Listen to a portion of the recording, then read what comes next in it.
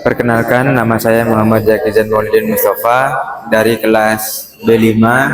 Di sini saya ingin menerjemahkan salah satu video, yaitu yang diperuntukkan untuk UAS Tarjamah Fauriyah. Mungkin langsung saja ke videonya. السلام عليكم ورحمة الله وبركاته، وأهلا وسهلا بكم وأسعد الله صباحكم. اليوم سنكون مع دردشة صباحية لغوية. أنا كما قلت لكم أقرأ في التعليقات عددا من الأسئلة، وعندما أجد سؤالا يحتاج إلى تسجيل مستقل فأسجله.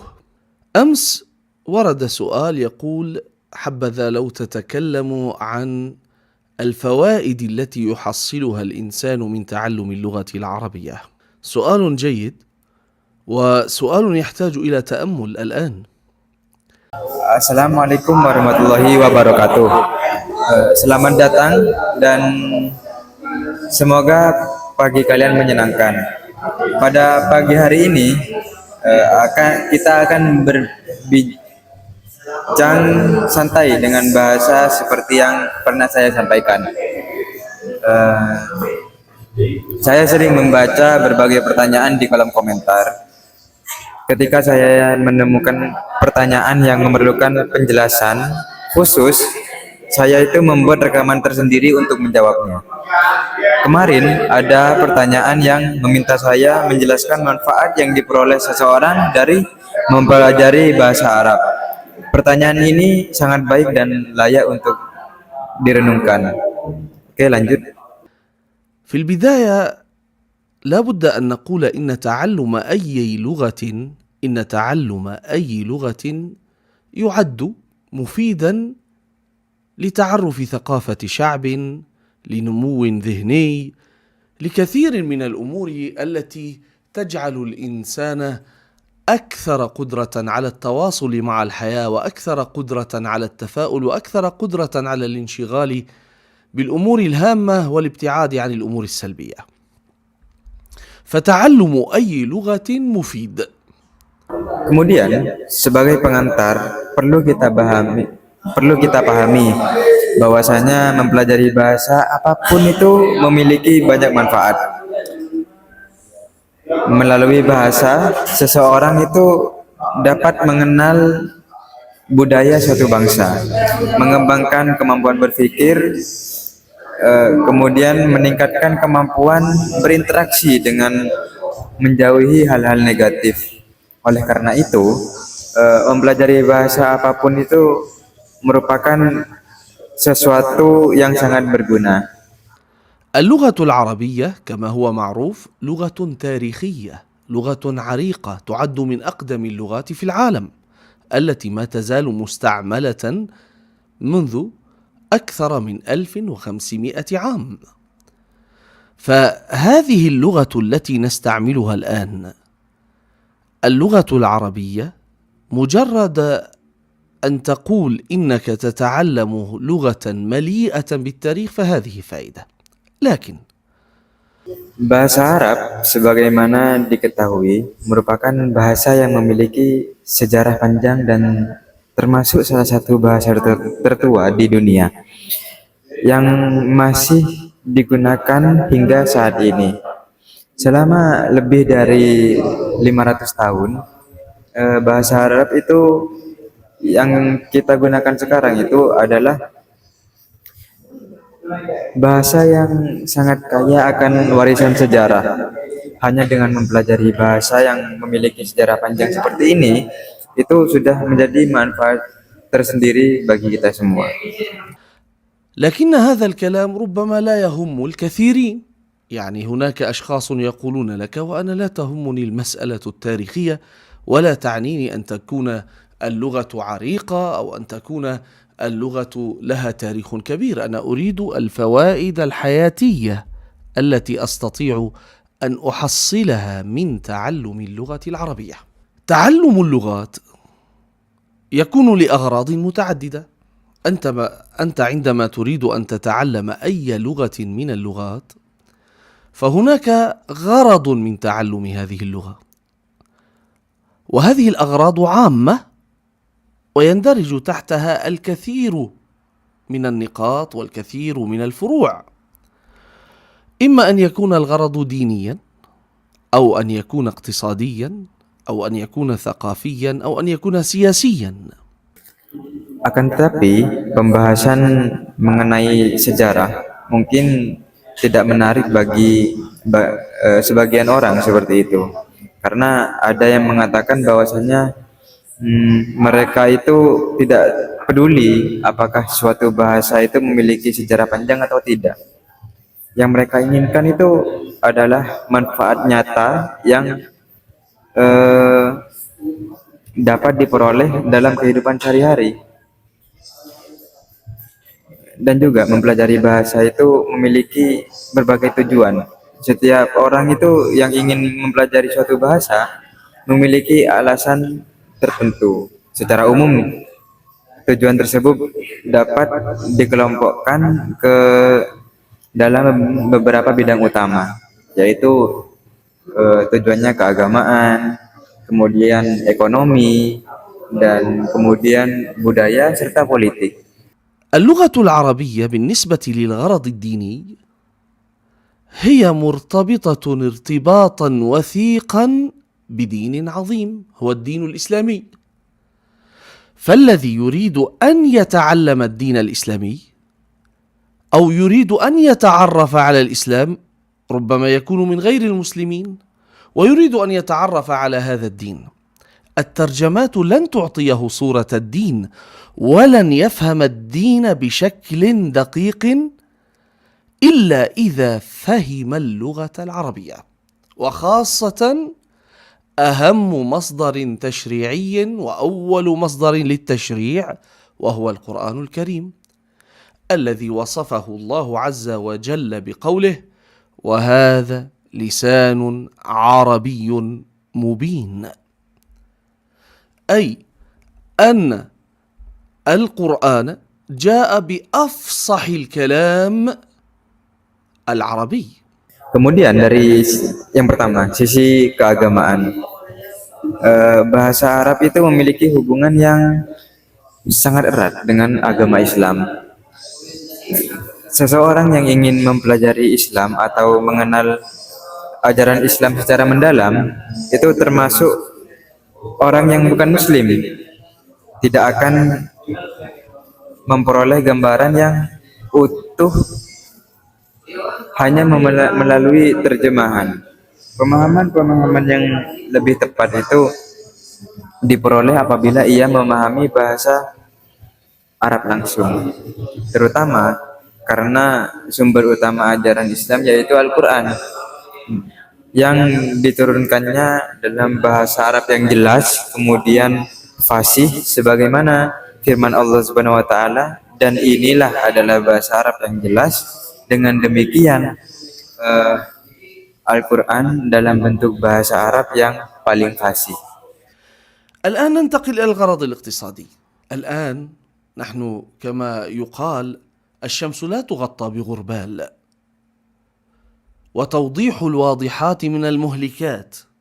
لا شك أن اللغة الإنجليزية هي لغة العمل في العالم، وهي اللغة المطلوبة أولا، ومن يتقن اللغة الإنجليزية فرص عمله حتى في تعليم اللغة العربية أكثر.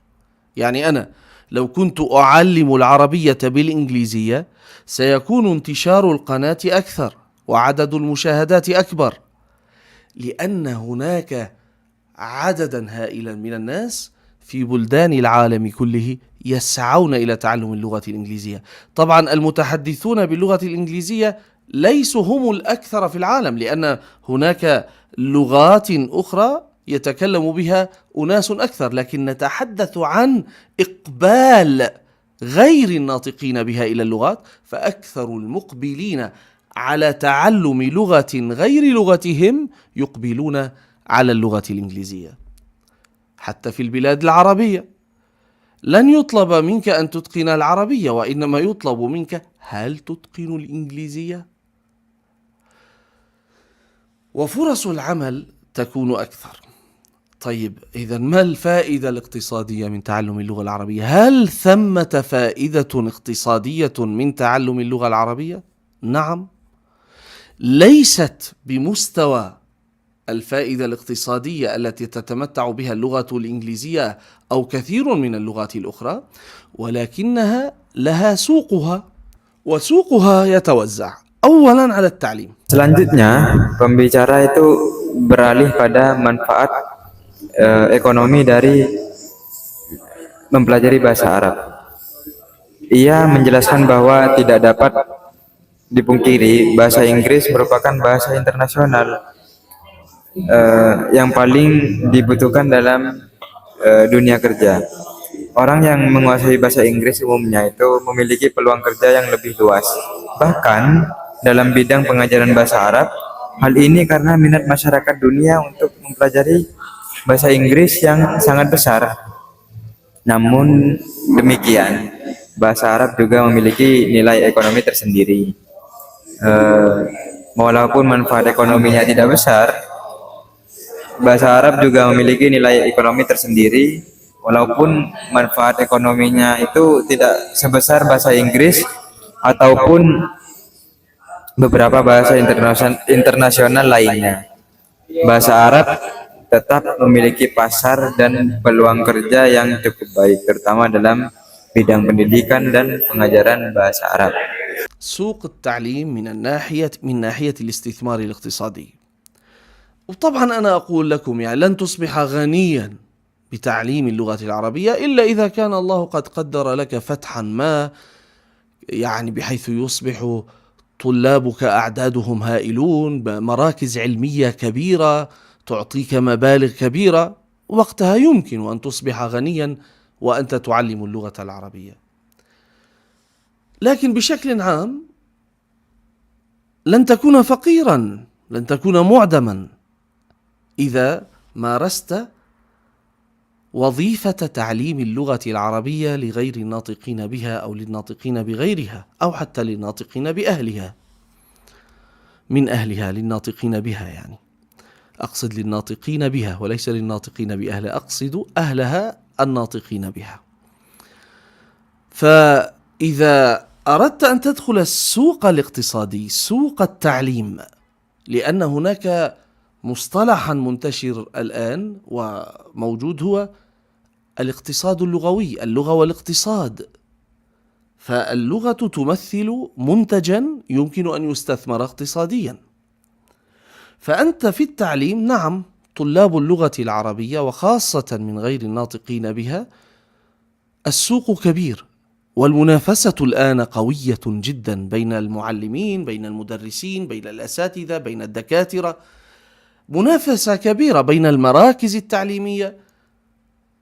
فمن يتمكن من إيجاد طريقة ما، من إيجاد أسلوب جديد يتوافق مع الآلات الحديثة، مع التكنولوجيا، مع التواصل الحديث، مع رغبة الناس، مع رغبة الشباب المعاصرة، يمكن أن يوجد له خطا اقتصاديا ويحصل المال من تعليم أو من تعليم اللغة العربية.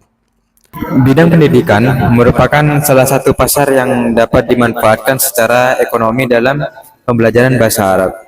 Tentu saja, mengajar bahasa Arab tidak serta-merta membuat seseorang menjadi kaya, kecuali jika Allah memberikan keberhasilan yang besar sehingga memiliki jumlah mahasiswa yang sangat baik, yang sangat banyak terutama, atau bekerja pada lembaga pendidikan yang besar dan juga memberikan penghasilan yang tinggi. Namun secara umum, pekerjaan sebagai pengajar bahasa Arab itu dapat menjadi sumber penghidupan yang layak, baik untuk mengajar penutur asli maupun penutur asing. Saat ini dikenal istilah ekonomi bahasa, yaitu pemanfaatan bahasa sebagai aset yang memiliki nilai ekonomi. Dalam bidang pendidikan, khususnya pengajaran bahasa Arab bagi penutur non-Arab, itu peluangnya cukup besar, meskipun persaingan antara guru, dosen, dan lembaga-lembaga pendidikan itu juga semakin erat. Oleh karena itu, siapapun yang mampu menghadirkan metode pembelajaran kreatif, memanfaatkan teknologi modern, serta menyesuaikan diri dengan kebutuhan generasi muda, itu memiliki peluang untuk memperoleh keuntungan ekonomi dari pengajar bahasa Arab. أيضا من الجانب الاقتصادي، طبعا أنا لست مطلعا اطلاعا قويا، لكن أقرأ في المجلات، أقرأ في المواقع، أسمع في الندوات أن هناك الآن شركات كثيرة تصنع منتجات وترسلها إلى البلاد العربية، وهذه المنتجات مطلوبة في البلاد العربية، فهناك حاجة لموظفين يتقنون الترجمة بحيث يكتبون الإرشادات بالنسبة لاستعمال المنتج، فيقولون إن هناك فرصة. هكذا أقرأ، يعني لست مطلعا على المصانع والشركات هل فعلا هي تطلب ناطقين بالعربية. وعندنا باب الترجمة من اللغة العربية إلى لغتك أو من لغتك إلى العربية، هذه مطلوبة، سواء أكانت ترجمة نصية أو ترجمة شفهية، ما تسمى بالترجمة المباشرة. الترجمة المباشرة هذه هناك قنوات فضائية كثيرة تحتاج إلى المترجمين المتمكنين من الترجمة الفورية، وهناك مؤسسات كبرى أيضا تحتاج إلى مترجمين، وإن كانت الفرص قليلة، لكن نحن نقول توجد فرص يعني في هذا الميدان. طبعا فرص التعليم في المجال الاقتصادي هي الأعلى، فرص تعليم اللغة العربية للناطقين بغيرها. Kemudian dari sisi ekonomi, tentu saya bukan orang yang memiliki pengetahuan mendalam dalam bidang ini. Namun, saya sering membaca majalah, situs web, dan mendengar pendengaran dalam berbagai seminar bahwa saat ini banyak perusahaan-perusahaan yang memproduksi barang lalu memasarkannya ke negara-negara Arab. Nah, produk-produk tersebut itu dibutuhkan di negara-negara Arab, sehingga perusahaan memerlukan pegawai yang menguasai penerjemahan untuk menulis petunjuk penggunaan dan informasi produk dalam bahasa Arab. Setidaknya itu yang saya baca. Saya sendiri itu tidak terlibat langsung dengan pabrik-pabrik atau perusahaan-perusahaan yang sehingga tidak dapat memastikan secara rinci kebutuhan mereka seperti apa. Akan tetapi memang ada kebutuhan terhadap orang-orang yang mampu berbahasa Arab. Selain itu, terdapat bidang penerjemahan dari bahasa Arab ke bahasa Anda atau bahasa Anda ke bahasa Arab itu merupakan bidang yang dibutuhkan baik dalam bentuk penerjemah tertulis maupun lisan seperti itu. Sebagai penerjemah langsung atau penerjemah simultan, banyak stasiun televisi membutuhkan penerjemah yang meskipun peluangnya tidak terlalu banyak, namun peluang tetap ada dalam bidang ini. Secara ekonomi, peluang terbesar itu tetap berada dalam bidang pendidikan, khususnya pengajaran bahasa Arab bagi penutur non-Arab seperti itu. الآن الغرض الثقافي، كما قلت لكم اللغة العربية لغة عريقة، كتب فيها التاريخ، كتبت العلوم الطبية القديمة، كتب بها الفلسفة، كتبت بها ترجمات من الثقافات السابقة عندما احتك العرب مع غيرهم، فهي غنية بثقافة معرفية هائلة. يضاف إلى ذلك أنها لغة أدبية تمتاز في العالم بأنها لغة آداب.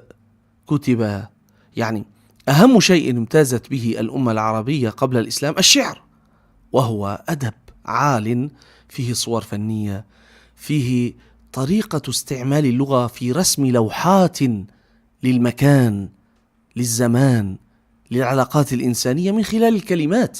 هذا هو الشعر، ولذلك يقال الشعر ديوان العرب أو الشعر سجل العرب. فأنت عندما تقرأ في شعر العرب ستفهم ثقافتهم، ستفهم عاداتهم التي كانت قبل الإسلام. وكذلك بعد انتشار الإسلام واتساع الدولة الإسلامية واحتكاك الدولة الإسلامية مع كثير من الشعوب ودخول كثير من الأعراق في الإسلام، صار أهل تلك البلاد يكتبون بالعربية. نذكر البيروني، نذكر ابن سينا، نذكر الفارابي.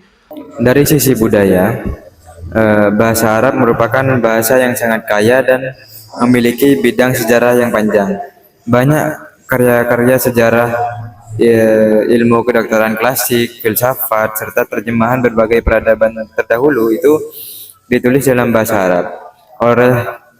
Oleh karena itu, bahasa Arab itu menyimpan khazanah ilmu yang pengetahuannya itu maupun buat budayanya itu sangat besar.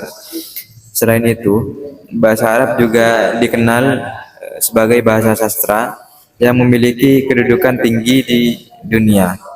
Salah satu warisannya itu menggambarkan tepat waktu, perasaan, hubungan antar manusia dengan ungkapan-ungkapan yang sangat indah melalui nilai-nilai seni. Karena itu, syair itu sering disebut sebagai catatan atau arsip kehidupan bangsa Arab. Karena dengan membaca sastra dan puisi Arab itu, seseorang dapat memahami budaya serta kebiasaan-kebiasaan masyarakat Arab sebelum Islam maupun setelahnya. Ketika peradaban Islam meluas dan berinteraksi dengan berbagai bangsa, banyak ilmuwan dari berbagai latar belakang ya yang menulis karya mereka dalam bahasa Arab. Di antaranya tokoh-tokoh terkenal tersebut adalah Al-Biruni, Ibnu Sina, kemudian Al-Farabi. فهؤلاء علماء في مجالات متعددة، وكانوا يحبون الكتابة باللغة العربية، بل كانت لهم إسهامات في توضيح طريقة تكوين المصطلح العلمي كما فعل ابن سينا، وكما فعل الفارابي عندما أراد أن يتحدث عن اللغة وأصل اللغة واللسان. فهناك أمور فلسفية، أمور طبية، أمور معرفية تفتحها لك اللغة العربية، فعندها تصبح اللغة العربية أداة للمعرفة الثقافية العامة، لقراءة التاريخ، لمعرفة هذه المنطقة كيف تكونت. فهذا أمر مهم لمن يحب التواصل الثقافي مع التراث. طيب، يحب التواصل الثقافي مع الحاضر أيضا، يعني تطلع على كتابات أدبية لأدباء معاصرين أمثال نزار قباني ومحمود درويش ونجيب محفوظ. هؤلاء أيضا كتبوا. نجيب محفوظ حائز على جائزة نوبل للأدب، فأنت تقرأ، وخاصة نجيب محفوظ يمتاز بطريقة كتابته. يعني نحن العرب كل من يحب اللغة ويحب اللغة التي تكون فيها صور فنية تعبر عن أمور حسية. يعني كيف أنت عندما تقرأ في روايات نجيب محفوظ، عندما تتقن اللغة العربية ستجد كيف يلعب بالكلمات بحيث تظن أن الكرسي يتكلم. يعني عندما يصور لك الشخص في روايته يصبح مرسوما في ذهنك. يعني في إحدى الروايات وهي اللص والكلاب، تحولت هذه الرواية إلى فيلم. أنا عندما قرأت الرواية أو جزءا من الرواية، قرأت عن الأشخاص، يصف شكل الشخص ويصف طريقة كلامه ويصف كذا.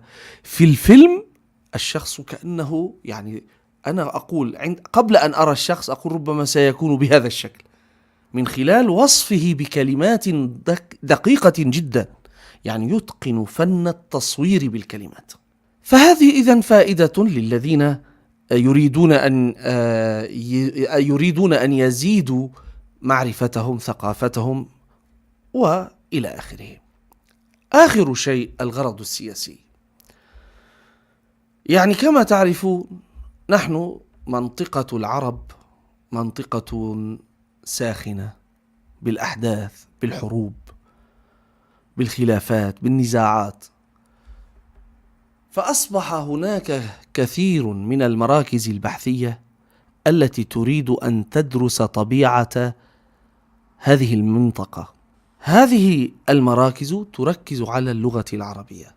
وهنا أيضا نعود إلى المسألة الاقتصادية. يمكن أن يجد الإنسان فرص عمل في مثل هذه المراكز، سواء أن يكون معلما للعربية أو أن يكون باحثا بالعربية في هذا المركز. أيضا وزارات الخارجية والدول صارت تهتم بأن يكون لديها عدد من المتقنين للعربية، بحيث يعرفون طبيعة البلد ويعرفون التواصل الإعلامي والتحليل السياسي والتحليل النفسي ومجموعة من الأمور التي تتعلق بالعلاقات الدبلوماسية والعلاقات السياسية بين تلك الدول والدول العربية والشعوب العربية. Terakhir, ada tujuan politik sebagaimana yang kalian ketahui. Kawasan Arab itu kan merupakan wilayah-wilayah yang penuh dengan berbagai peristiwa, peperangan, perselisihan, konflik. Nah, karena itu banyak pusat penelitian yang ingin mempelajari karakteristik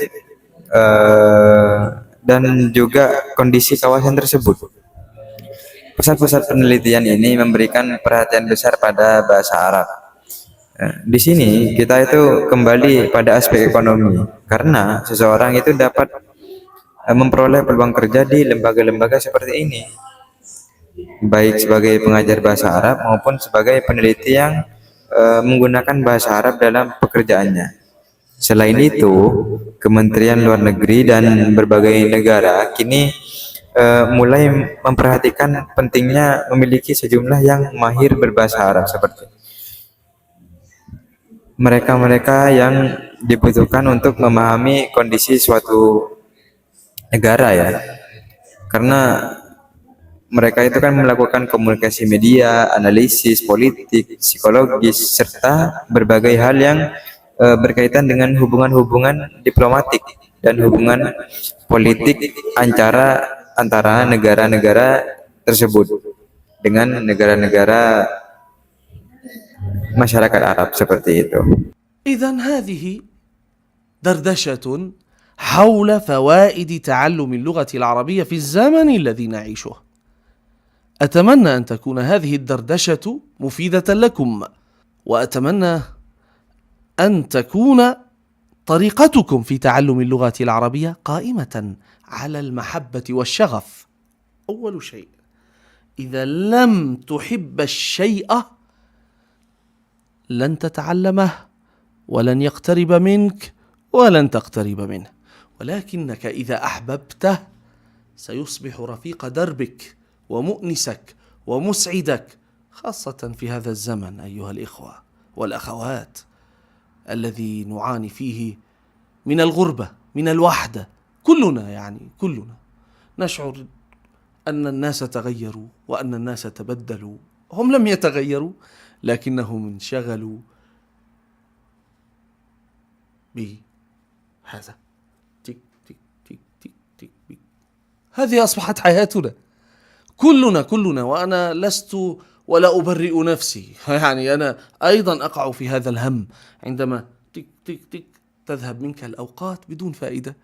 فقارن بين هذه وبين أن تتعلم أي لغة من اللغات. أتمنى لكم أن تحبوا ما تتعلمونه، وأن تعيشوا الحياة بشغف، وأن تصنعوا صداقات. أنا نسيت أن أقول هذا الشيء، أن اللغة العربية للذين يحبون التعارف تصنع لك مجتمعا جيدا يصادقك من خلال وسائل التواصل التي قربت المسافات.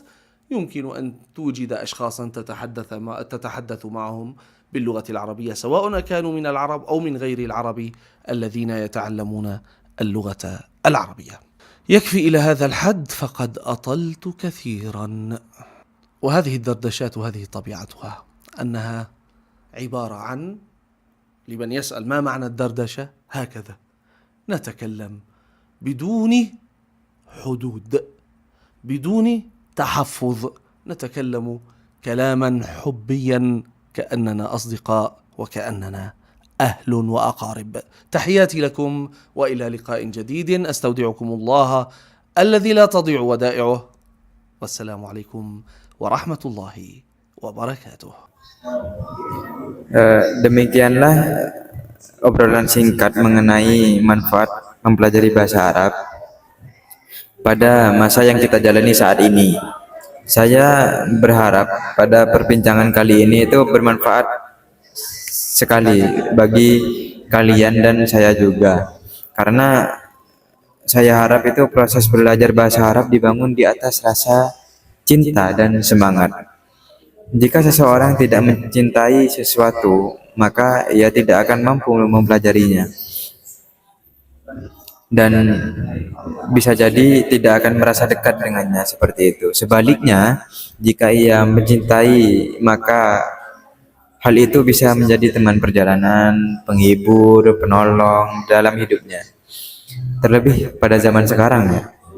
Kan ketika banyak orang merasakan kesepian atau keterasingan, kita itu sering merasa bahwa manusia itu telah berubah.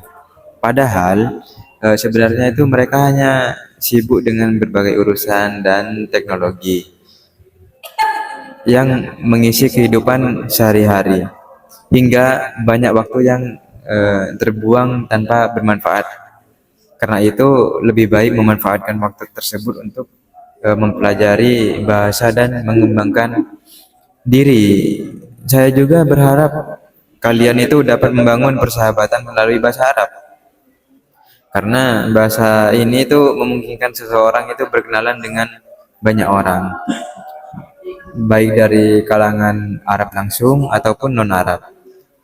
Bisa melalui media komunikasi yang telah mendekatkan jarak antara manusia sampai saat ini, seperti di zaman kita. Dan pembahasan kita, karena saya telah berbicara cukup panjang, memang begitulah hakikat sebuah obrolan santai, yaitu percakapan yang berlangsung secara akrab dan tanpa batasan. Dan sampai jumpa pada kesempatan berikutnya. Saya titipkan kalian kepada Allah yang Maha Kuasa, Maha Menjaga, dan tidak pernah menyanyiakan titipannya. Wassalamualaikum warahmatullahi wabarakatuh. Baik, mungkin dari terjemahan sebelumnya, strategi-strategi yang saya dapat dari video di atas itu, yang pertama, strategi penerjemahan berbasis makna. Jadi yang pertama itu maknawiyah, karena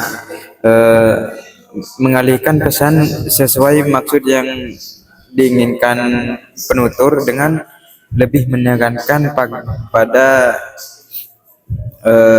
bentuk atau susunan kata secara literal seperti itu. Kemudian yang kedua itu penyesuaian bahasa. Jadi beradaptasi, linguistiknya itu beradaptasi. Seperti mengubah ungkapan dari bahasa Arab ke dalam bentuk bahasa Indonesia yang lebih wajar, komunikatif, dan mudah dipahami pembaca, seperti itu. Yang kemudian yang nomor 3 itu strategi pemberian penjelasan tambahan. Kemudian yang keempat itu ada penyederhanaan pengulangan.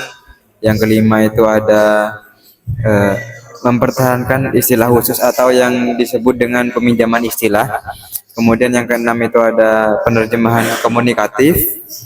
Yang ketujuh antisipasi struktural. Kemudian yang kedelapan itu segmentasi kalimat atau pembagian teks, seperti itu. Yang kesembilan penyetaraan kontekstual. Kemudian yang terakhir itu komprehensi teks atau perampingan, seperti itu. Dan kemudian untuk kesimpulannya dari terjemahan, tugas terjemah kali ini itu, jadi bahasa Arab itu memiliki banyak manfaat dalam kehidupan modern, baik dari aspek ekonomi, agama, budaya, dan politiknya. Kemudian penguasaan bahasa membantu seseorang memahami Al-Quran. Kemudian yang ketiga itu memudahkan seseorang mempelajari ilmu-ilmu keislaman. Kemudian dari sisi ekonomi itu dapat membuka peluang kerja. Perkembangan teknologinya itu juga menciptakan kebutuhan baru. Kemudian bahasa Arab itu merupakan bahasa yang kaya akan warisan ilmu pengetahuan seperti sejarah, filsafat, dan kebudayaan. Kemudian penguasaan bahasa Arab mungkin seseorang itu menikmati karya-karya sastra dari penulis-penulis seperti itu. Kemudian dalam bidang politiknya itu dan hubungan internasional memiliki peran penting karena banyak lembaga penelitian dan diplomasi yang membutuhkan tenaga ahli bahasa Arab. Mempelajari bahasa itu dapat melatih otak, meningkatkan kemampuan berpikir, menjaga ketajaman mental, dan membantu mengurangi risiko gangguan kognitif secara Alzheimer seperti itu. Kemudian yang terakhir, kesimpulannya, kunci utama keberhasilan belajar bahasa Arab itu adalah rasa cinta, minat, dan semangat. Karena proses belajar akan menjadi lebih menyenangkan dan berkelanjutan seperti itu. Dan mungkin dari kesimpulan barusan itu juga menjadi penutup bagi video saya kali ini.